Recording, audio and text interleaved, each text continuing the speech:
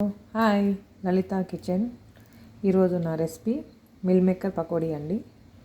నేను ఫస్ట్ ఇప్పుడు స్టవ్ వెలిగించుకొని మిల్ మేకర్ ఒక 10 minutes బాయిల్ చేసుకోవాలండి.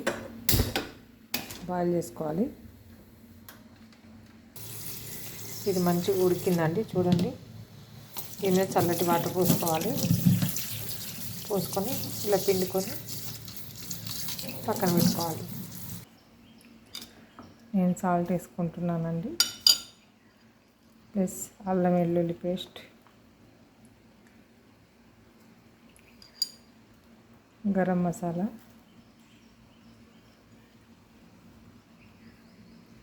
ధనియాల పౌడర్,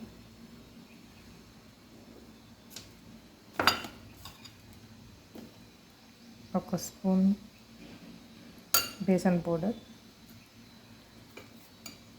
ఒక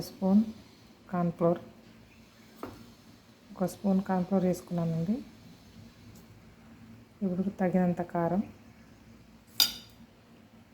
కలుపుకోవాలండి. మంచిగా కలుపుకోవాలి.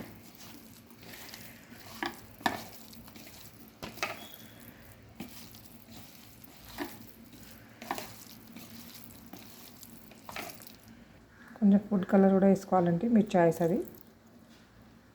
ఒక్కొక్కటి ఆయిల్లో వేసుకున్నానండి. మీడియం ఫ్లేమ్లో దీన్ని బాయిల్ చేసుకోవాలండి.